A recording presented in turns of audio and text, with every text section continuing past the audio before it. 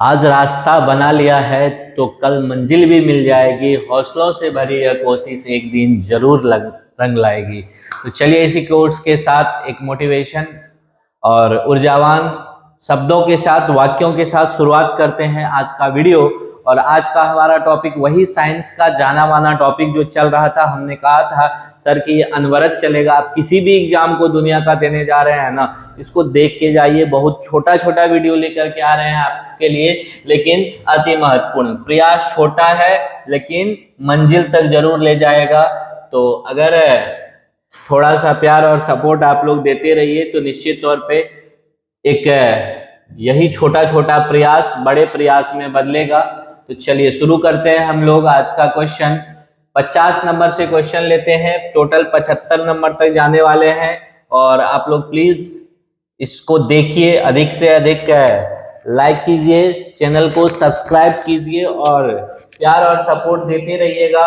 तो हम लोग भी आगे बढ़ेंगे, साथ में एक बड़ा प्लेटफॉर्म पे और मूव करेंगे, चाहे वह किसी भी अच्छे फील्ड में क्यों ना हो। चलिए पहला क्वेश्चन लेते हैं। सर आपके स्क्रीन पे दिख रहा होगा कि डैश इलेक्ट्रॉनों की समान संख्या वाले परमाणु अनुआयन होते हैं। देखिए इलेक्ट्रॉन का जब भी समान होगा, इलेक्ट्रॉनों की संख्या समान, तो देखिए ये हो जाएगा आइसो इलेक्ट्रॉनिक। आइसो वर्ड का मतलब ही होता है सर समान। आइसो वर्ड का होता है समान और इलेक्ट्रॉनिक मतलब इलेक्ट्रॉन जिसमें समान क्या हो, इलेक्ट्रॉनों की संख्या हो, उसको क्या कहेंगे सर जी? Iso electronic. क्या कहेंगे उसको? Iso electronic. चलिए आगे बढ़ते हैं। क्वेश्चन नंबर 51 आपके स्क्रीन पे ये रहा। पढ़िए क्वेश्चन को आराम से और उसके बाद हम लोग इसको डिस्कस करते हैं। क्वेश्चन नंबर 51 कह रहा है कि 2 कैल्शियम का दिया हुआ है और ऑर्गन दिया हुआ है। दोनों का आपको क्या दे रखा है कि द्रव्यमान संख्या 40 है, परंतु परमाणु क्रमांक अलग अलग है। तो बताइए सर, क्रमांक अलग अलग हो और द्रव्यमान संख्या सेम हो जाए तो उसको क्या कहते हैं? निश्चित तौर पे आपका आंसर होगा सर जी, उसको क्या कहते हैं? समभारिक कहते हैं। भार बराबर, संख्या अलग।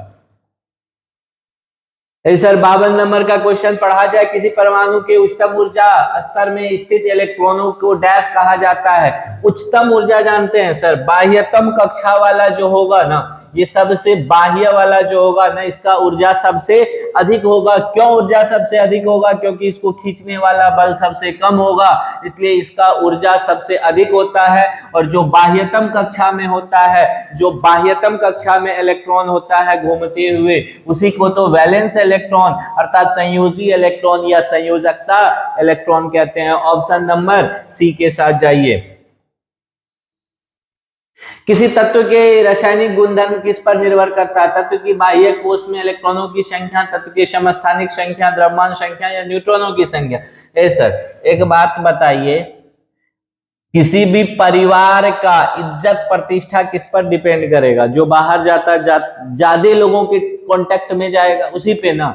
मतलब आपके फैमिली का गुणधर्म जो है, अगर देखना हो घर के लोग बाहर जो जा रहे हैं उसको देख करके पता लगाया जा सकता है। तो जो इलेक्ट्रॉन बाहर में घूमेगा वही तो बताएगा कि उसके अंदर का गुणधर्म कैसा है। और बाहर में घूमने वाले इलेक्ट्रॉन को क्या कहते हैं? संयोजी इलेक्ट्रॉन। तो तत्व के सबसे बाहरी कोश में जो इलेक्ट्रॉन होगा वही उसका गुणधर्म बता देगा।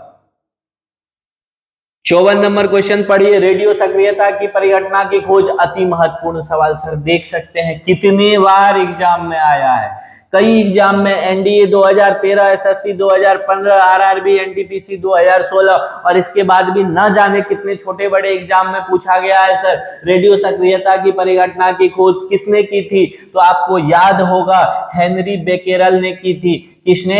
हेनरी बेकेरल ने। अगला सवाल, रेडियो धर्मिता का यूनिट क्या है? अति महत्वपूर्ण छपने वाला सवाल, रेडियो धर्मिता का यूनिट क्या है? इस बार के भी एग्जाम में छपेगा, क्यूरी है। ऑप्शन नंबर डी के साथ जाइए। किस ऑप्शन के साथ? ऑप्शन नंबर डी के साथ। 56 नंबर का सवाल पढ़िए।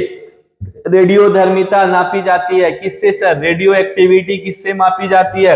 Radio activity Geiger Muller counter से मापी जाती है। रेडियो धर्मी वस्तुओं को किससे बने पात्र में रखना चाहिए, मतलब जो भी रेडियो एक्टिव एलिमेंट है उसको किस में रखिएगा, कौन से पोर्ट में, तो सीसा से बने पोर्ट में रखना है। किस में रखना है सर, सीसा से, बाकी के साथ बहुत फास्ट अभिक्रिया हो जाएगा, इसलिए सीसा में रखना है। 58 नंबर क्वेश्चन पढ़ा जाए, रेडियोधर्मी तत्व किसका उत्सर्जन करते हैं, तो ऐसा रेडियो एक्टिव एलिमेंट जब भी होगा ना, radio active element alpha beta और गामा तीनों कणों का, तीनों विकिरण का क्या करता है, ये उत्सर्जन करता है। Alpha positive, beta negative, gamma neutral, gamma neutral, alpha positive, beta negative, gamma neutral. निम्नलिखित में से किसमें ऋणात्मक आवेश होता है, तो अभी तो बताए sir alpha positive, beta negative, gamma neutral, तो बीटा में क्या होता है, निगेटिव होता है, बीटा में निगेटिव।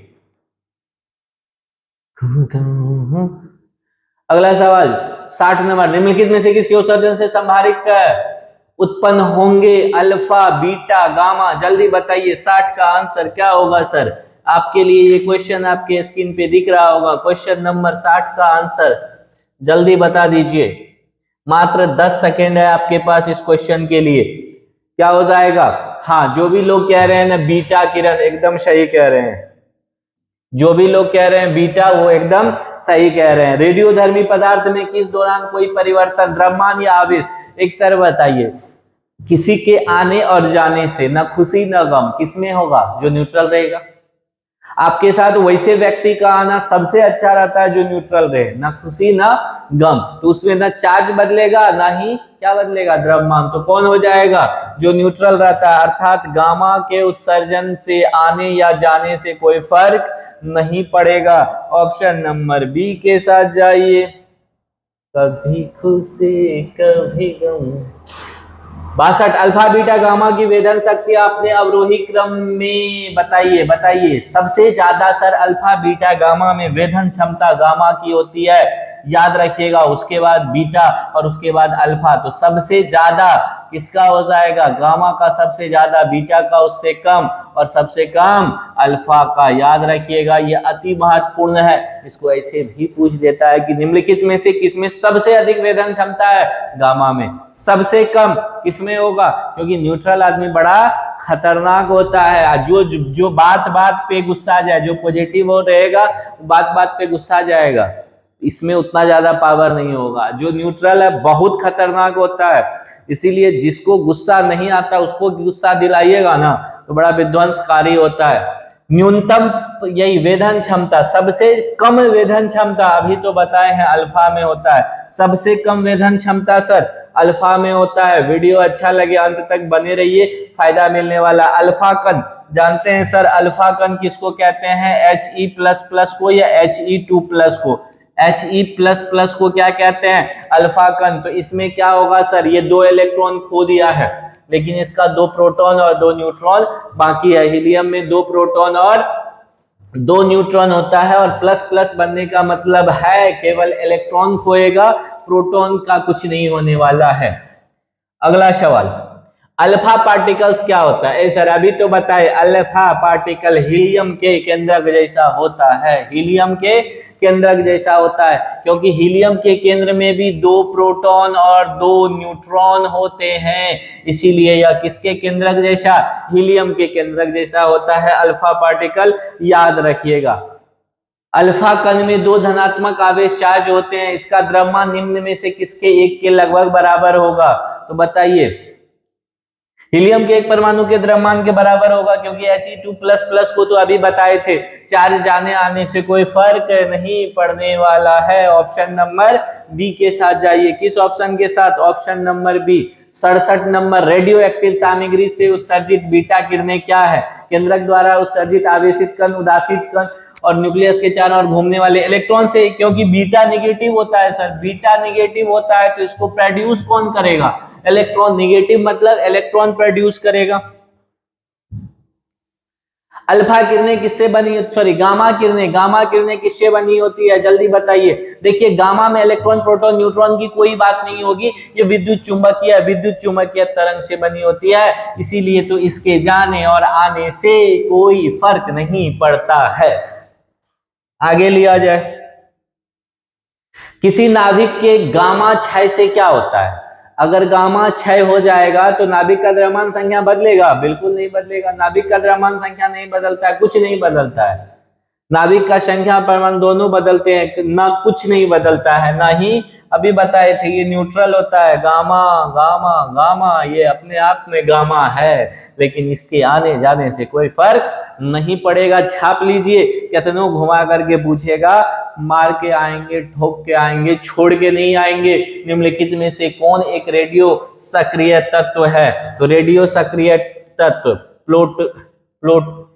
प्लूटोनियम है, यूरेनियम भी रहता है, थोरियम रहता है। तो ऑप्शन के हिसाब से प्लूटोनियम हो गया, यूरेनियम रहेगा वो भी हो जाएगा, थोरियम रहेगा वो भी हो जाएगा। कार्बन डेटिंग निम्न में किसकी आयु? सर कार्बन डेटिंग किसकी आयु? जीवाश्म की आयु निर्धारित करने के लिए कार्बन डेटिंग, वो वाला डेटिंग नहीं, चेटिंग वाला डेटिंग नहीं, कार्बन डेटिंग किससे? जीवाश्म की आयु निर्भर करता है।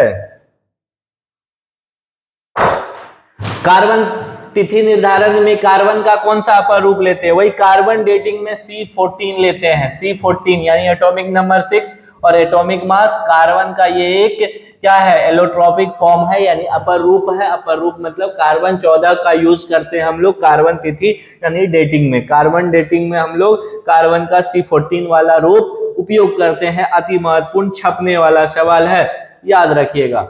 एक रेडियोधर्मी पदार्थ की अर्ध आयु, अति महत्वपूर्ण, देखिएगा इसको, हाफ लाइफ दे देगा ना। हाफ लाइफ 10 दिन है, तो इसका अभिप्राय है कि सर हाफ लाइफ मतलब एक कोई सब्सटेंस 10 दिन में आधा हो जाता है, फिर 10 दिन में ये आधा का आधा हो जाएगा, मतलब 1/4 हो जाएगा। तो हम पूछे कि 20 दिन में कितना हो गया? 20 दिन में कितना क्षय हो गया? तो 1/2 प्लस 1/4 कितना हो गया? 3/4 भाग क्षय हो गया, तो 1/4 भाग बचा, तो 20 दिन में 3/4 भाग इसका क्षय हो जाएगा। ये याद रखिएगा। हाफ लाइफ अति महत्वपूर्ण टॉपिक होता है, अगर पूछ दे तो बहुत सारे लोग कंफ्यूज कर जाते हैं, लेकिन आज के बाद आपको कंफ्यूज नहीं करने देंगे। अगला सवाल, रेडियोधर्मी पदार्थ का हाफ लाइफ कितना है? 70 दिन है, तो पदार्थ का 1 ग्राम का 0.25 यानी 0.1 मिनट सर। 0.25 होने का मतलब 100% का चीज 25% पे आ जाए, कितने दिन लगेंगे? सर हाफ लाइफ मतलब परसेंटेज में बात कीजिए तो 100% 70 दिन में 50% बचता है, और फिर अगर 70 दिन इसको दे दीजिएगा तो अब कितना बचेगा? 25%। कितना बचेगा सर? 25%। तो 70 140 दिन के बाद यह कितना बच गया? 25%। कितने दिन के बाद? 140 दिन के बाद। एक सवाल और है कि हाफ लाइफ अगर 1600 वर्ष है तो कितने वर्ष के बाद 25, अभी तो बनाए हैं, अगर 1600 वर्ष है हाफ लाइफ मतलब 100% वाला चीज कितना वर्ष में? 1600 ईयर में कितना हो रहा है सर? 50%। चाहिए कितना आपको? लास्ट में कितना बचाना है?